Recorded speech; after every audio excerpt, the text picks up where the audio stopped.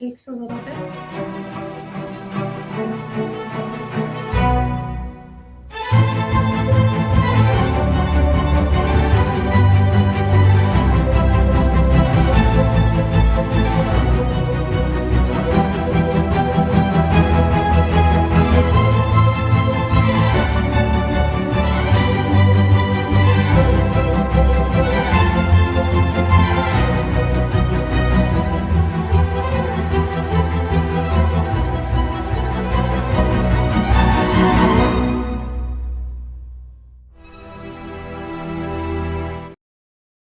Hello, I'm Robert Moynihan. On December 31st, 2025, the very last day of the year, and I greet you, Father Murr. Another year has nearly passed by. How are you doing? And I greet you, Robert. Yes, another year has passed us by. Another year we're still alive, which is a prediction that makes me feel foolish because I thought the whole thing would be over by when I was 72, and now I'm 75, going on 76. So it's a pleasant surprise to be around still. Okay, so you're speaking about living beyond 72 to 75 time. Everyone in my family made it to 72. That was it. And no, excuse me, 74. So when I hit 74, I think all of this is extra. Okay.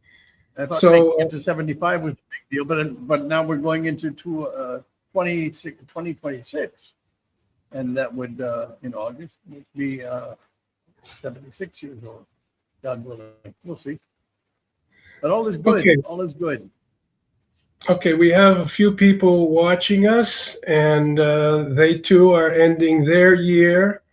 And I'm going to try to click and show Happy New Year from Singapore.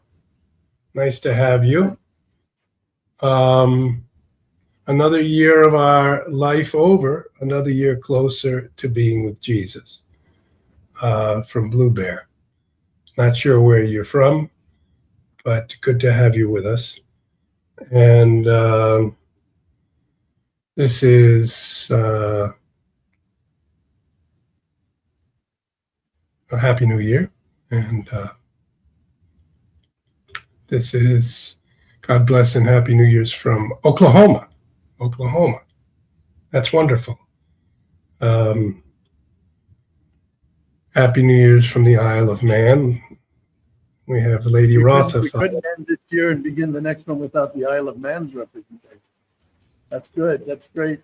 We should ask if any of you would like to come on the show in the coming year, spend a few minutes with us. Also on the video, we put 3 of us up, and we'll discuss something with each of you. But somehow communicate with us that you'd like to do that, and we'll try.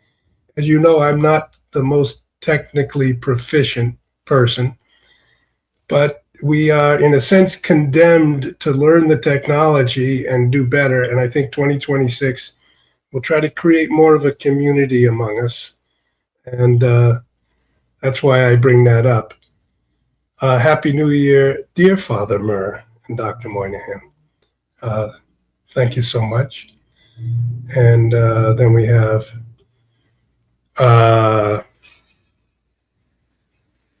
I can't really read the name, Father. Can you? Maybe this is the year of the beginning of the Medjugorje secrets. Now that's a whole question, fascinating question, a delicate question, sometimes controversial question. And I've been to Medjugorje. I never went for many years, as friends of mine visited. And I just didn't want to leave the straight and narrow, the way of the certainty of, I was waiting in a sense. And I finally went to Medjugorje, and the day I arrived last year, the Vatican announced that they ruled that they find nothing against the faith. They don't require anyone to believe in the authenticity, but they believe the fruits are so 50 million people have traveled to Medjugorje. So that would be Cardinal Fernandez decided that. Is that right? In the Doctrine of Faith. Well, I think it's been in the hopper for many years and under various study and disagreements. And I'm being very honest. Do you realize that in the church there are sometimes disagreements, Father Murr? No, that can't be. Not the Catholic Church. No, that can't be. Of course there are. So, Of course there are. I'm just saying that the decision finally, after 40 years of whatever it was of investigation, yeah, the it is. that nothing against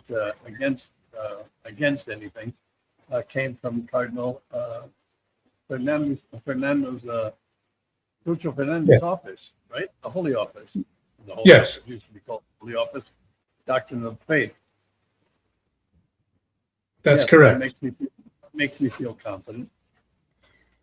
Yeah. Well, so you're still doubtful because you feel that the present people are a little bit doubtful. But I can tell you that, I even met one of the visionaries who was a young girl. Now she's an older woman with a family.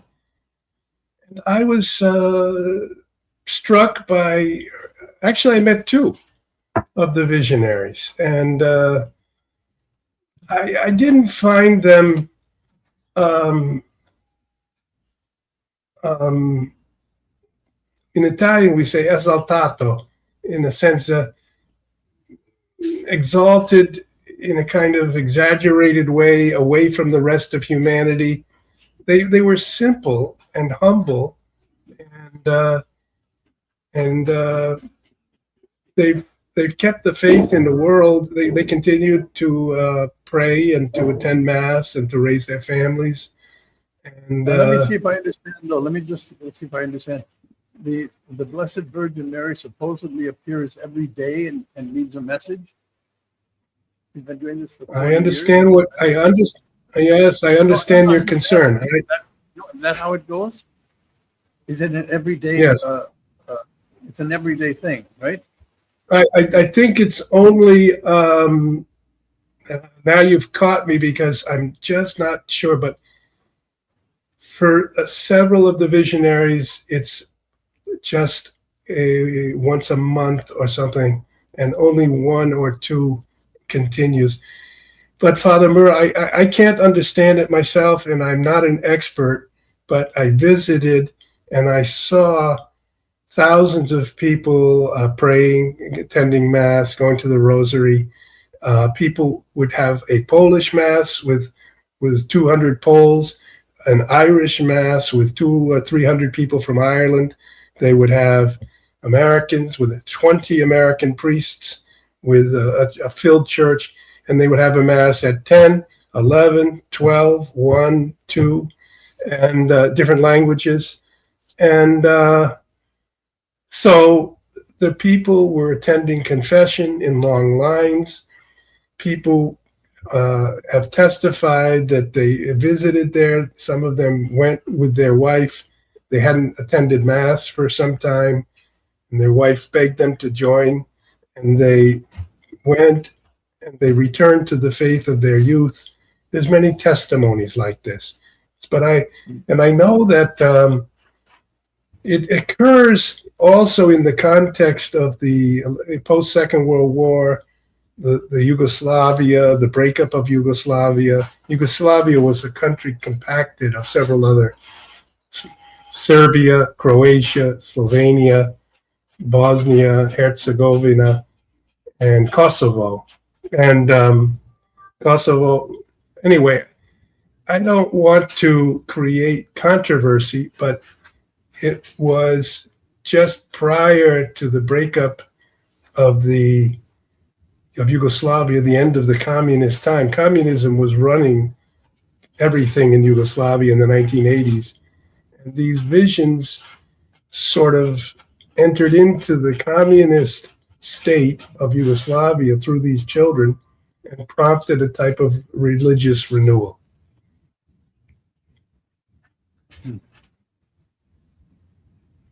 Okay, go. Are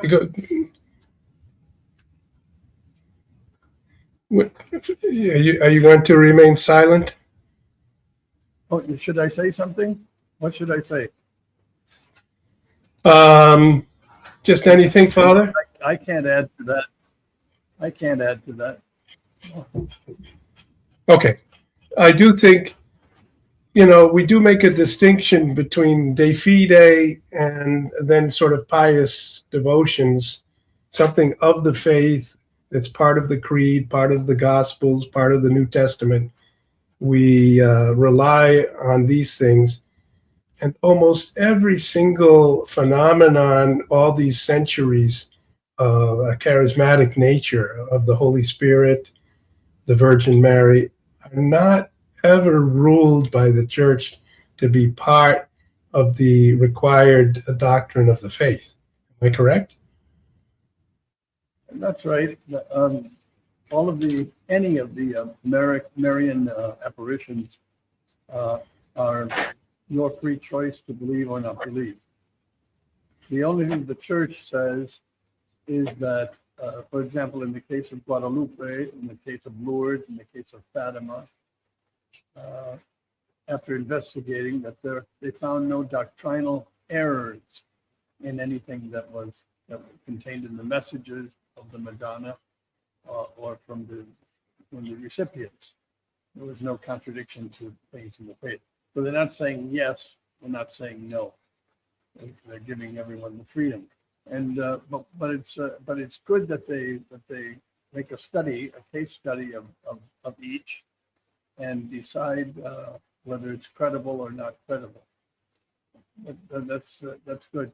I'm just a little bit perplexed because of the history of this so-called apparition and the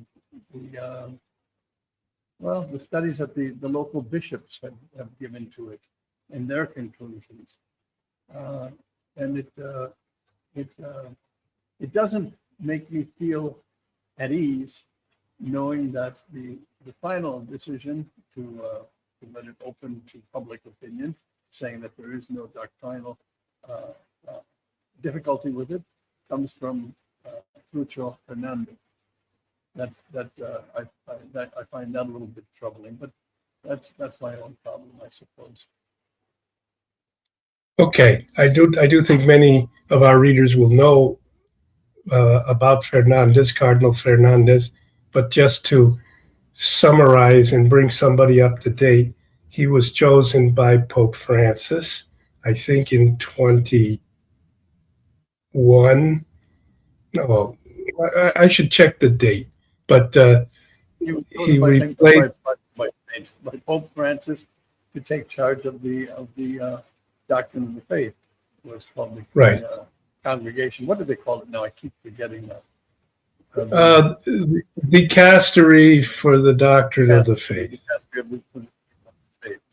And yes, he's the one who just recently they discovered two more questionable books that he wrote. I know. Many are calling for his dismissal. Yeah. That's the truth. I think it might be a measure that Pope Leo may be considering.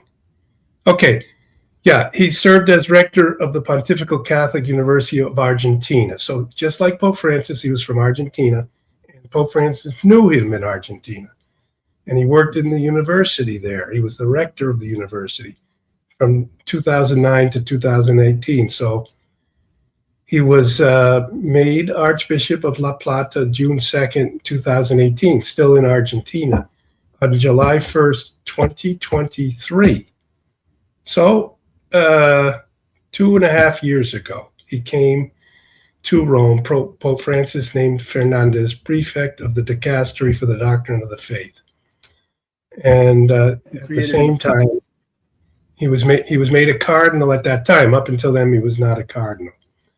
And the controversy surrounding him concerned some a number of books that he's written, and you just pointed out that more are being discovered. Apparently, he wrote and published books in Argentina about the art of kissing and about all sorts of intimate matters of sexuality that weren't known publicly until people investigated and found books in bookshops, and there's no doubt that he wrote these. They were certainly known to him. I think they were certainly known to him, though, right? Yeah. So, and it was under his direction and perhaps urging that the document fiducia supplicans. Robert, I just find that such an individual judging such a delicate case as this. I don't know. I find it unsettling. Let me put it that way. Well, anyway, let's get on to something else, shall we? Sure, we will. I just run through a few more people here, just to at the end of the year. Thank you. Happy Old Year from Chicago. Then we have good morning, greetings from Valencia, Venezuela. Greetings to you, and of course, yeah. Your thoughts about Venezuela, Father? They've got some beautiful music. I would really like to go there. I really would. I've been listening to. There's a particular singer. I should be ashamed because I can't remember his name. Starts with a C. I can look it up and come later. But he's really magnificent. A Venezuelan, and he sings all sorts of songs from Venezuela. It's a different type of Latin music. It's unique to Venezuela. It's very, very beautiful, very, very haunting sometimes. Beautiful music. So I'm imagining that that music has been inspired by the places in Venezuela. Ipacaraí, for example, inspired a beautiful song years ago, sung by Julio Iglesias. My gosh, that must be 35, 40 years ago. Beautiful. But it describes beautiful places. So Venezuela has to be a beautiful place. It's a shame that they have the government that they have. They're in the situation they're in right now. But I think those people, I think they're going to get themselves out of this difficulty and flourish once again. It's a shame that in all of Latin America, all of Hispanic America, theology of liberation took over, and it was adopted by the majority of priests and religious there. And it's basically communism dressed up as Christianity, and it really caused an awful lot of social disruption. And religious disruption also, I might add, not the least of it. And it's a shame. I think, but people have had like 40 years of that.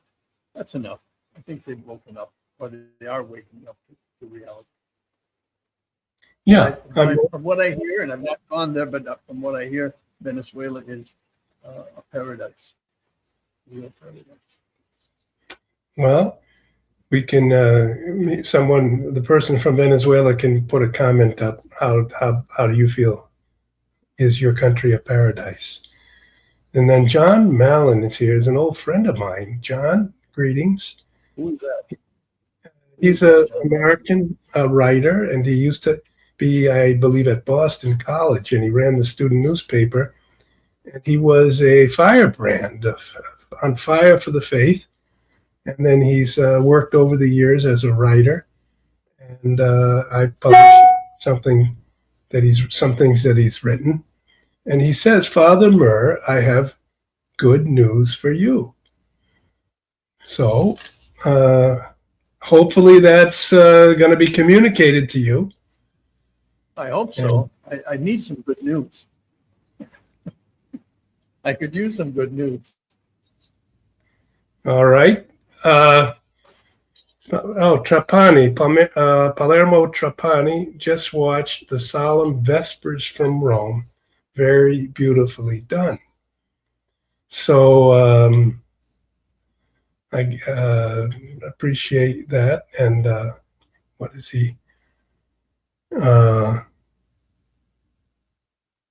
Not in person, but on YouTube. Yeah, I think he lives, as far as I know, in Sicily. I think he said he lives in Catania. And glad to have you with us, and all during this year. And we're going to proceed next year. And really, what we're going to be talking about, Father, is what's going to come up this coming year. We have someone else. Happy New Year from South Ireland. Is that what it says? From Louth, Ireland, Louth. Louth, Ireland. Okay, hello from Katie and Chuck in Tupper Lake, New York, with a Happy New Year. Oh, that's a beautiful lake in the northern part of New York State. I don't know if you're familiar with it, Father Murr. The part of the Finger Lakes? No, it's further north. It may be part of the Finger Lakes if you extend it, but it's more towards Canada. Anyway, the very beautiful. Part of the Finger Lakes if you've got 11 fingers. Okay. Then we have Happy New Year from your hermit in Indianapolis. Okay, welcome to join us. Michael E. Jones' take on Medjugorje is very interesting.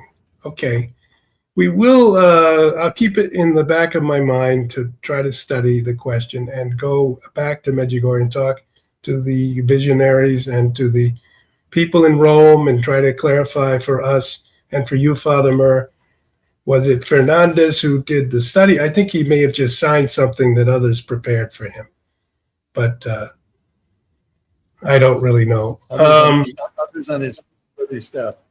That's good. I'd really trust his opinion, not I'm with Father Murr. So almost everyone is with you. Father Murr give an opinion? I don't remember giving an opinion. Did I say something? No. You said you wouldn't trust Fernandez's judgment, his opinion on a subject of delicacy, and you think he might make a mistake. I would not trust his opinion on most things. However, that doesn't mean that that decree or that decision is right or wrong. I just question his ability to make such a decision. Yeah. So, okay, so we have good afternoon, Father Murr and Robert. Happy New Year to all. Greetings from Connecticut. And actually, I was born in. I was born in Connecticut. And you were born there. That's right. Right. Well, it has to be a beautiful place, right? Your parents chose it for your birthplace. Mm-hmm. Thank you. Father Guadalupe. Oh, Guadalupe. Is that your name? No. Yes. Guadalupe. The first Failing. Are you kidding? There's not a family I know in Mexico without a Guadalupe, either Jose Guadalupe or Maria Guadalupe. Absolutely. It's certainly a first name. And she lives near the shrine that Cardinal Burke constructed in Wisconsin. I visited there. The Shrine of Guadalupe. Yeah. And so greetings and Our Lady of the Americas. Really, do we consider Our Lady of Guadalupe, do we give her the title related to all the Americas? Because the Shrine of Guadalupe in Mexico has been duplicated up in Wisconsin.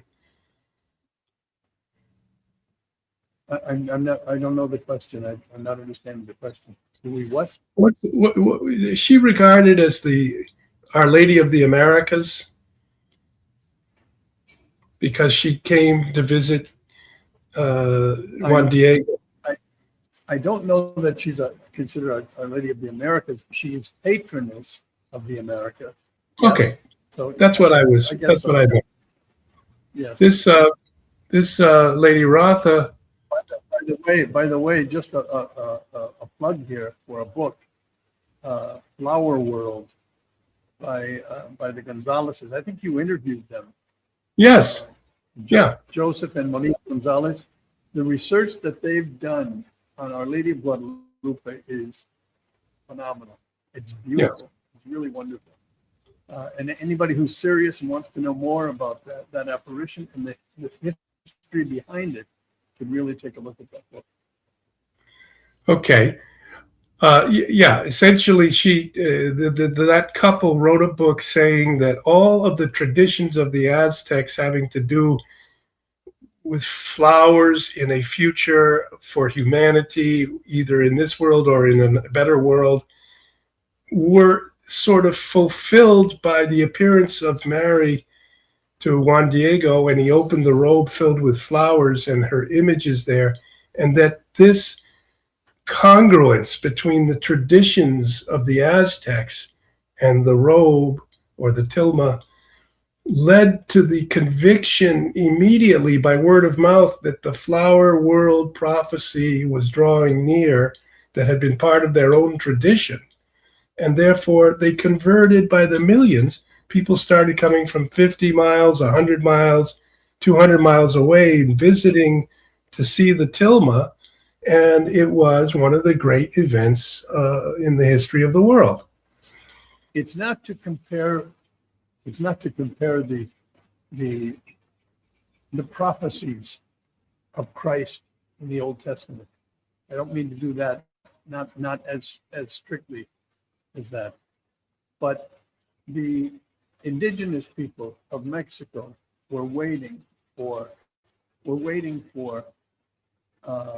they had all of these legends, pious legends, beautiful legends, and it was a religion almost that they followed. And when Our Lady came, just as Christ came and fulfilled all of the prophecies of the Old Testament, from Isaiah, from Genesis, etc., all of the prophets. When the Virgin Mary appeared in Mexico under the title of Guadalupe, she fulfilled, if you will, all of these prophecies that the Indians had held sacred for centuries. It's the story that the Gonzalez, Mr. and Mrs. Gonzalez, Joseph and Monique put together. The research they did is phenomenal. It's really marvelous. It would be a doctoral thesis. I told them they should be getting their doctorate in anthropology from somewhere. Yeah. I think it is very interesting material that I never knew about at all until you introduced us to them. We actually went on a pilgrimage with them to Guadalupe. Father Murr is not a... I forgot that. I'm sorry, I forgot that. Yeah, at your urging. But Father Murr is not a fan of Medjugorje, and here we have someone, Robert. One of the main problems with Medjugorje is the visionaries reported that Our Lady told them that all religions are recognized by her son. That's heresy. And then the next person writes, many vocations were formed in Medjugorje. Don't diss it. By their fruits you will know them. No, I have not been, but many holy priests have. Father Murr, your silence speaks loudly. So I put these two up just to say... But you can't quote it. My silence might speak loudly, but try to quote it. You can't. I'm on the whole matter, yes. Okay, well, this is a sort of transition now to a little more serious matter, which many of you, I'm sure, want to hear something about, which is Pope Leo XIV. In the year 2025, Pope Francis passed away the morning after Easter, and 3 weeks later, on May 8th, so it was the 21st of April, he died and was buried at St. Mary Major. I was in Rome at the time. I followed all of it. And they called the conclave. People were wondering whom they might elect, and they elected Robert Prevost, Pope Leo XIV. And I shook his hand this summer. I spoke with him last year. I've watched him come to many events. I haven't had an actual long conversation with him, but he's had more than 8 months, May, June. So June is 1, July is 2, August 3, September 4, October 5, November 6, December 7 months, and in a few days, 8 months of his papacy on January 8th. So 2026, when May 8th comes around, he will have been Pope for 1 year. And everyone's wondering who he truly is, where he truly stands. And the characteristic that marks this first 8 months is that he's kind of taking the measure of the situation and not revealing. He's a little bit like Father Murr with his silence, in a sense. On some of the great questions, he hasn't really given That's us. something we've got in common. I suppose that's something we've got in common, yeah.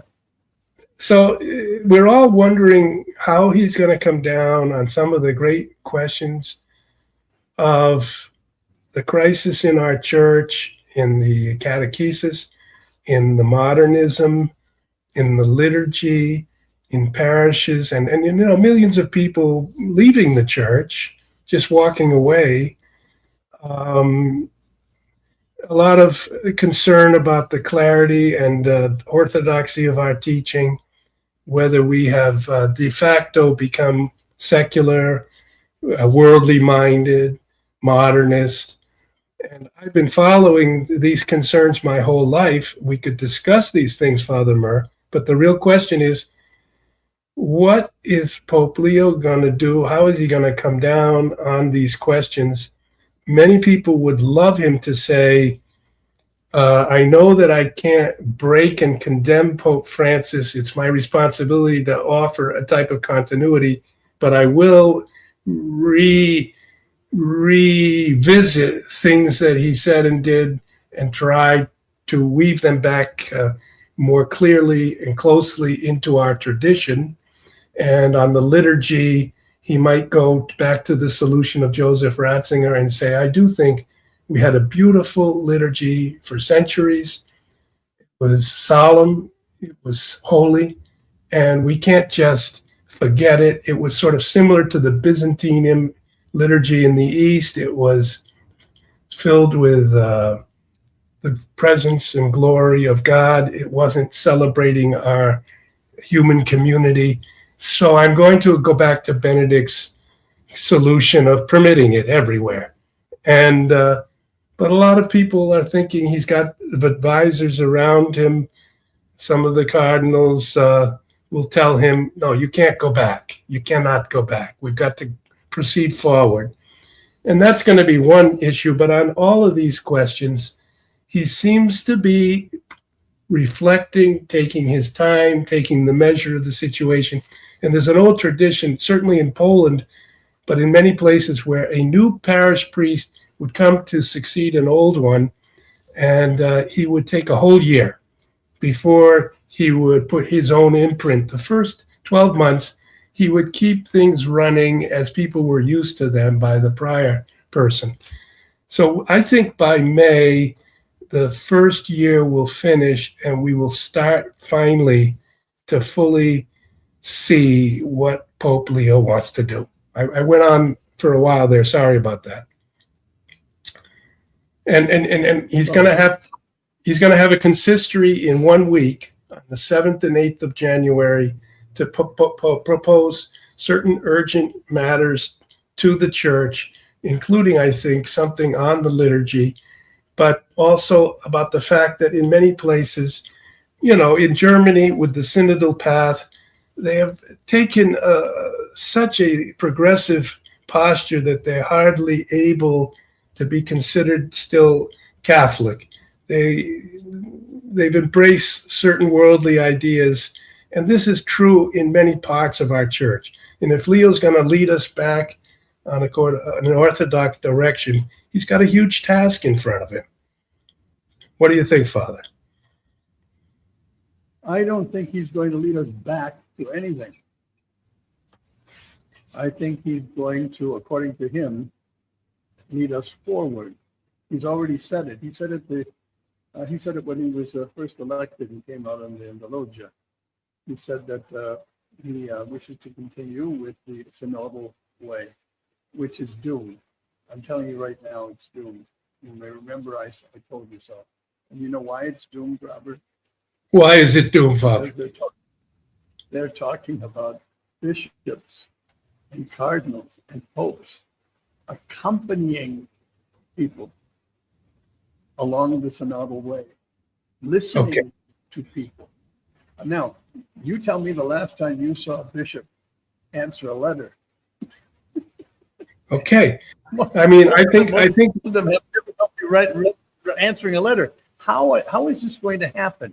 Who's going to be listening to these millions of people walking the synodal way? It's pie in the sky. It's pie in the sky.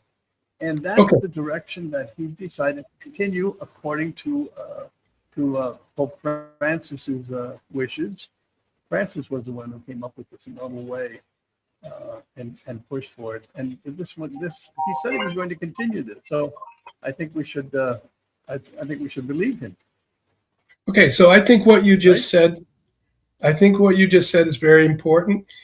I think all of our viewers could kind of pause for a moment. Father Murr has just said that the synodal way is pie in the sky. It speaks of cardinals, popes, even bishops, clergy, listening and not leading, as it were. And it's a model which has been proposed not just by Francis, but really for 60 years now, that the teaching authority in the church somehow was flawed because it's top down. Therefore, it must be made more democratic. And over these decades, they've slowly moved to this thought of a synodal path. Let's be a synodal church. And there are elements of it which are part of our tradition, but there are other elements which are not. And that's what you've just told us, that these elements that are not part of our tradition are bringing in the feelings, the emotions, the thoughts, the analysis of everybody, and trying to take all of these things into account, expecting that this will be woven into the teaching of the church. But the essence of the church was to bear witness to and hand down the teaching of Christ.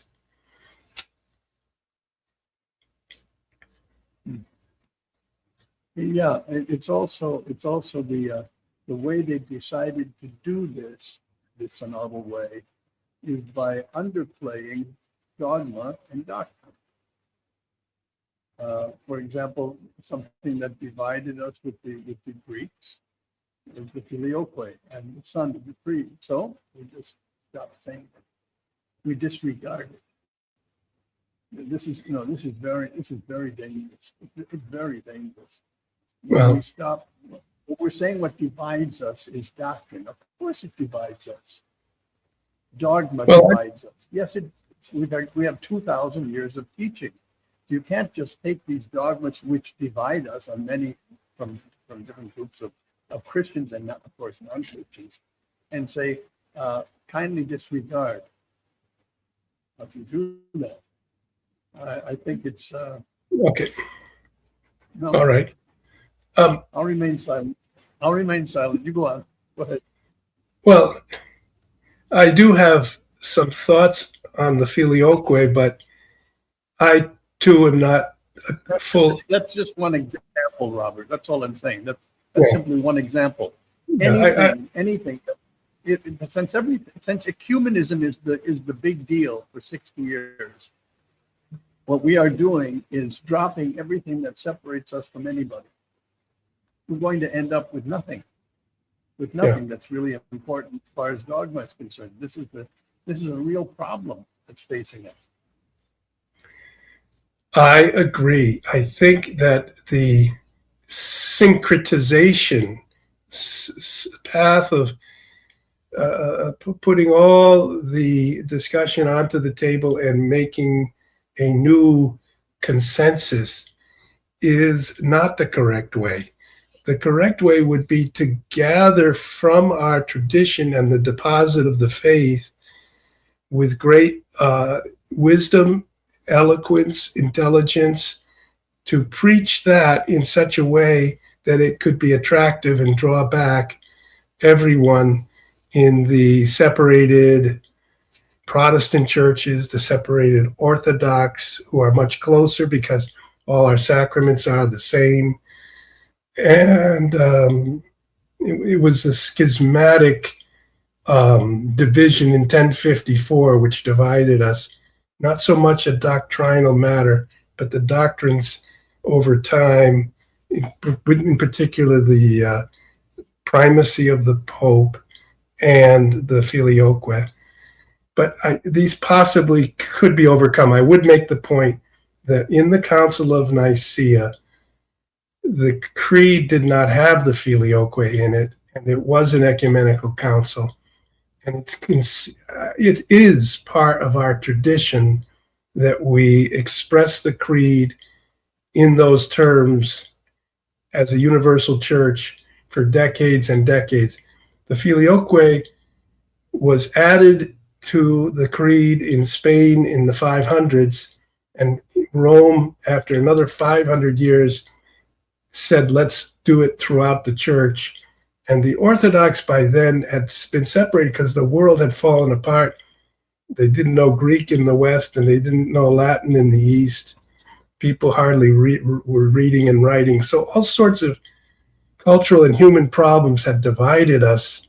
And we would have to be very thoughtful and careful. But what Leo said when he said that he was going to pray the creed as it was in 325, and when he said that, it was true. That was the creed of 325. But there were so many Arians in the West, Arians who said Jesus was not fully God, that there was you see what you're doing though, Robert, is this. Everything that we have has a history. Everything that we believe has a history. Some of the things that we believe came about in incredibly beautiful ways and incredibly mysterious ways. They have their own history. Yes. Papal infallibility was not declared until 1870. The Assumption wasn't declared until 1950. So I mean, what does it matter that the filioque, for example, wasn't defined until the 5th century? It doesn't matter at all. That it was defined is what we hold on to. That's the truth. How it came about through human history is fascinating. It's beautiful. When we listen, if you take any dogma that the church holds as the truth, this is the truth, and you follow its history, how did it come about that it needed to be defined, that it needed to be taught, that it needed to be explained? You'll find absolutely beautiful stories about it, and histories in it. This is how things happen. This is the evolution, if you will. This is the evolution of dogma. Yes. That it develops until a point where it's declared or it's denied. But to say that because it began later or this and the other, well, yes, we have a lot of things. We have a lot of transubstantiation was not defined until much later. It wasn't defined in the Last Supper. All of these things take their time and they come about, and the church learns, meditates, discovers, and then proclaims, proudly proclaims the truth. And the reason we have the truth is to keep us on the straight and narrow. The truth is a beautiful thing, and we can't just say, well, it divides us from those who don't believe it's the truth. Yeah, all right. So what do? You give up the truth? No. This is we're in dangerous terrain there. No.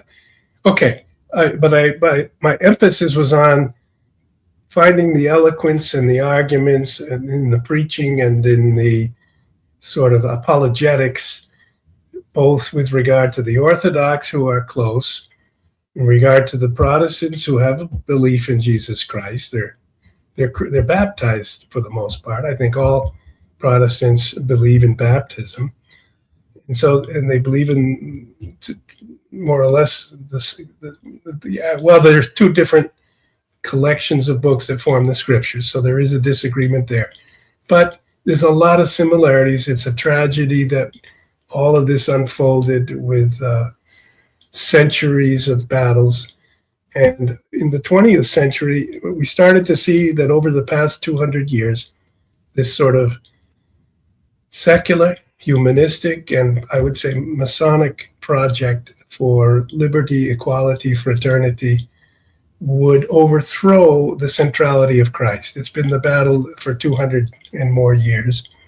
And that by the 20th century, the people who wanted to draw closer to other Christian groups said we need our unity because it will be very important for us to face this huge secular, unchristian, post-Christian, modernist world. And they said, let's try to find bridges that we can build toward the Protestants and the Orthodox as a start, bring the Christians back together. Then we turn to the society in general and say, we preach the Lord to you as a united group of Christians. So there are elements of ecumenism which look syncretistic and are negative and weren't carried out in the correct way. But the impulse to try to reunite Christians, I think, is a Catholic impulse. Well, it's a Christian impulse because Christ told us to pray for it. Udunum sit, that they be one. Yes. Yeah, it was his last prayer. You don't become one by by putting the truth off to one side and say, well, now we can agree on these things over here, but not that. That's not the way to do things. That's not the way to do things. Not in my book. Well, I do recognize that there are dangers and departures from, but people say sometimes we should at least meet and talk. And it's an interesting question. Well, Robert, let me ask you a question on meeting and talking. This ecumenical movement initiated by the Catholic Church in a formal way 60 years ago has been going on for 60 years, internationally, locally, on every level. Can you tell me any group that has entered the Catholic Church? Well, yes, I can, Father. Yes. Can you tell me? Oh, you can? Where? Oh, where, we've when, got, why, how much? We've got dozens and I'd say hundreds now of priests from the Anglican world, particularly in recent months because they elected a woman as the Archbishop of Canterbury. And other Anglicans around the world says, my goodness, we could swallow in some way that we departed from Rome and went away from the Pope because the Pope was somehow problematic, but we retained the whole scriptures and the whole liturgy. We have a Eucharistic service, but we cannot any longer remain under a woman because that's not in keeping with the tradition. And they said, now we're going to reconsider Rome, and they've come back by the hundreds. The other problem, though, Rome, with its sort of semi-embrace of modern thinking, is not so attractive to a lot of Christians in the Orthodox and more conservative Protestant world. So two things. One, yes, there are groups that do come back. Some of the Orthodox have returned. And Rome is still studying, even after all of that, Rome is still studying the question of women in the priesthood, aren't they? It was condemned recently by Rome. It was said it needs further study. Now, I think we disagree on these points. What can I tell you? It doesn't matter. We're still friends, aren't we? Yeah, well, I don't think that Rome has ever. I disagree on that. I think I look at these last 60 years, and I have found. Well, you're talking about the Anglicans, yes, the Anglicans, and that's wonderful. And I'm very glad that they wanted to come in. They wanted to come in years ago, decades ago, and they were told to wait until all of them were ready. Right? This was Rome's answer to that. But the point is that they're coming in now because their own church is falling into decay, absolute decay. They don't know what to do. And the only option for them, seriously, and it's a marvelous option, I congratulate them for having the humility and the reasonableness to see is to ask entry into the Catholic Church that they left years ago under Henry VIII, who was, I think, more unreasonable than the Pope was unreasonable. But yeah, that's what's happening there. That's what's happening there. But I don't see many bridges being built between Protestant sects and the Catholic Church, between the Orthodox and the Catholic Church. Now, maybe they are, and I'm just not. Well, I have some examples. I mean, there's a friend of mine, a Danish woman, Eben Thranholm, who's a theologian. She grew up as a Lutheran, and then she went into a Catholic church in her 20s. And Lutherans are over 90% because after the centuries of religious war, they made an agreement politically in 1648. They said each country will have the right to have the choice of the religion decided by the leader of the country. And so the Northern European countries all more or less became Protestant. And the Catholic South of Italy, Spain, and Southern France, these were terrible times. They fought for decades and decades because they believed that the true faith should be shared throughout the country. And the terrible unleashing of the Reformation was a tragedy for the church. And to try to overcome that, I don't really have answers, except that Eben went into a Catholic church, this Danish theologian, and she experienced a type of awe and veneration for the Eucharist that she felt almost personally transforming her inwardly, calling her. And she said, I'm going to study what it is that we have abandoned, in the sense that we've turned the sacrifice of the Mass into a table supper. And who is this Christ? Is he present today? And she studied, and she became a Catholic, and she lost all of her friends and all of her status, and she couldn't find we weren't talking about individual converts. When I was in New York for 10 years, I had a convert class every year. They call it RCIA. I call it convert class. They were between, I think the lowest number was 10, and the highest number, I believe, was 15. Every year, these were non-Catholics, many Protestants, many non-baptized, anything. Some were a Muslim, some were Jewish, who became Catholics. That's wonderful. Those are called converts. They're individual converts. I'm talking about churches or sects or Protestant sects that have come into the Catholic Church. None of them have. None of them have. Individuals have. And this is fine. We've worked for this. Many of us have dedicated years of our lives in apologetics and trying to get people to understand the beauty of the Catholic faith. This is what we want. It's inviting. We want to embrace these people. And to me, as a priest, every Easter, when we had the baptisms, also I forgot to mention some Buddhists, right? But when we had the baptisms at the Easter ceremony, at the Easter Vigil Mass, it was quite a moving testimony to the truth of the Catholic faith, how these young people studied, and they knew their Catholic faith after studying, because I didn't give them water. They got meat. We studied. They knew their faith. And I met with them individually. I spent a lot of time with them. It's fantastic. But these are individuals. This is not the Buddhist community joined, the Lutheran community joined. That's not it. And I still have to see bridges that the Lutheran Church has put out, that the Baptist Church has put out toward the Catholics. I don't see that happening. I see us doing that for many years, and in some cases bending over backwards to accommodate. But and we've made our liturgy. I haven't, but many have made the liturgy a Protestant worship service rather than a Catholic sacrificial mass. This is going on and on. So we've got a real conflict. But getting back to your getting back to your where we started,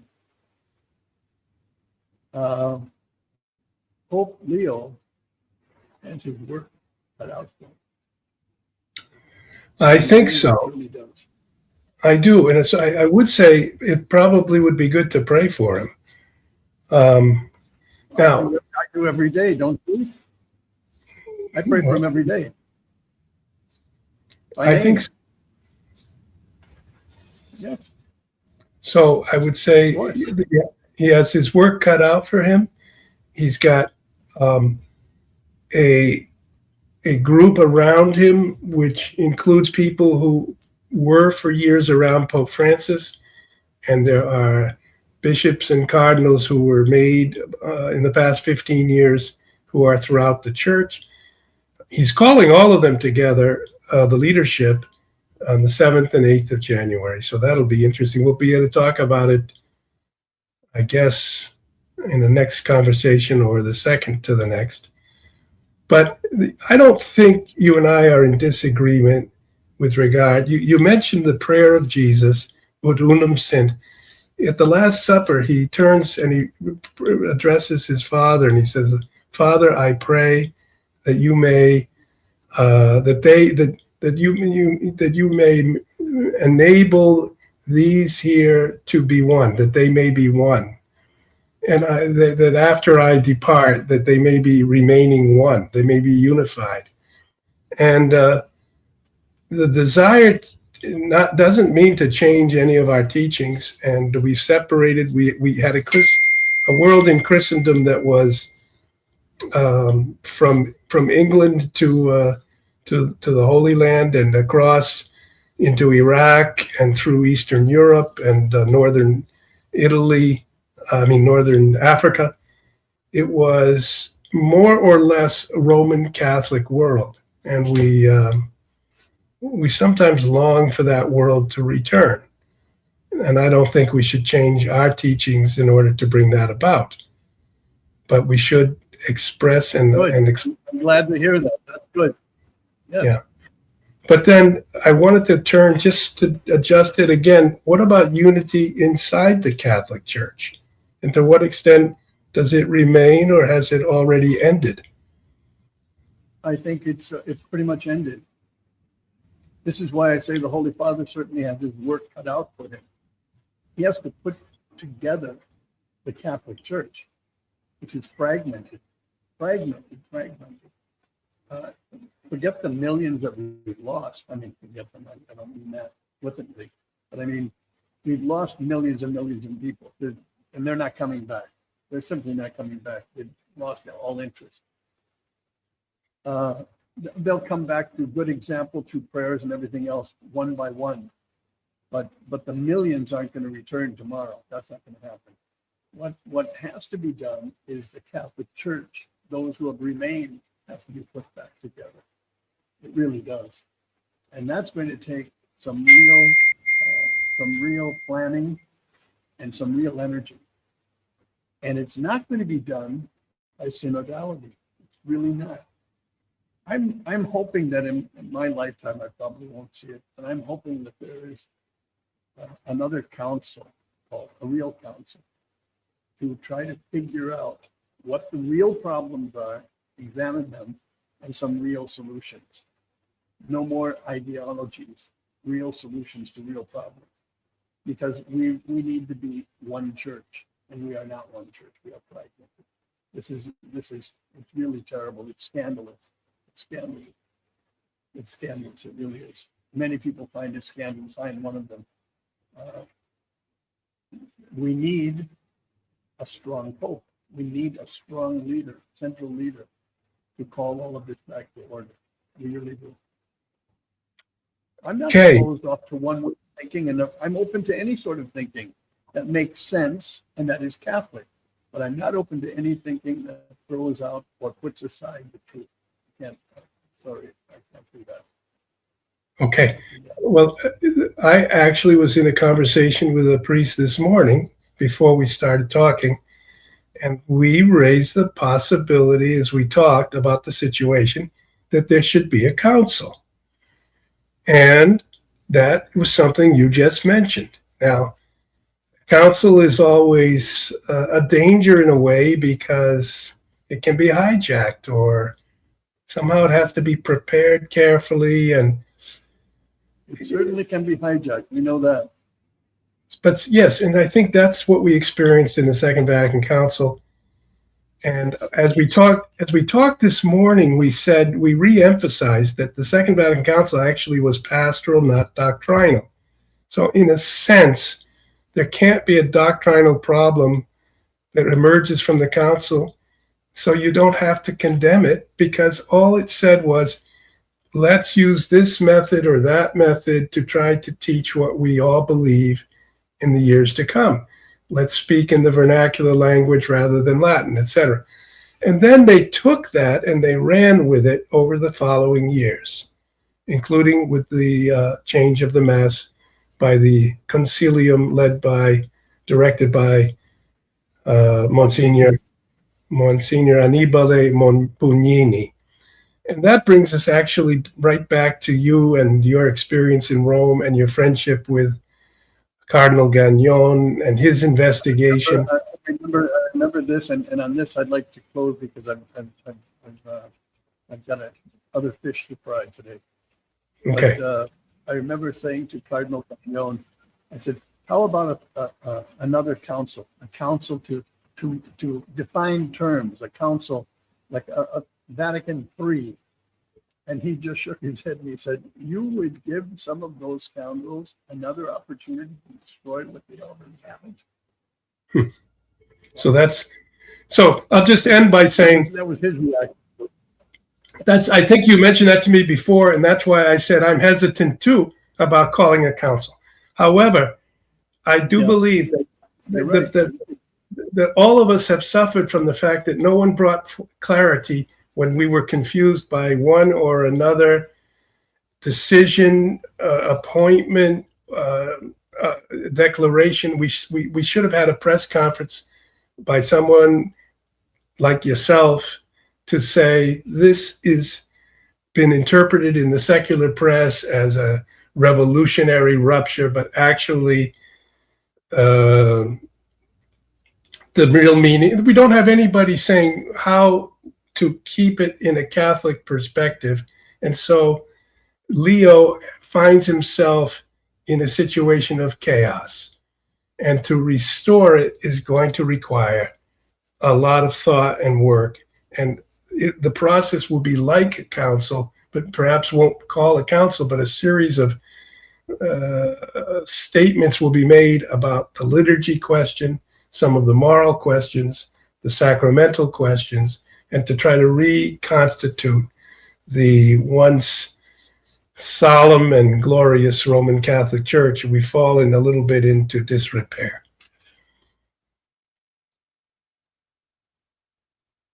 Father Murr? I guess I've lost you. So we come into the new year and tomorrow, and we wish Happy New Year to everyone. And God bless all of you. Thank you very much. Come with us on a unique pilgrimage and retreat to renew your spirit. Experience the beauty and richness of southern Spain. Our retreat master, Father Charles T. Murr, a renowned Catholic priest, best-selling author, philosopher, theologian, trained psychologist, and pastor of souls. Father Murr will guide us through 3 mornings of spiritual reflections at a convent located in the historic heart of Carmona, Spain, promising a transformative journey. Experience an intimate evening with Father Murr at his home. Wine, dinner, music, and conversation, a highlight of this unique experience. Explore picturesque towns in Andalusia, each with its own history and charm. From the ancient streets of Carmona to the majestic beauty of Cordoba, the breathtaking views of Ronda, the remarkable village of Centenil, and the historic wonders of Seville. Our pilgrimage will be filled with awe-inspiring moments. Join us on this profound spiritual journey and rediscover the joy of faith, fellowship, and renewal. Book your place now and embark on a pilgrimage and retreat unlike any other.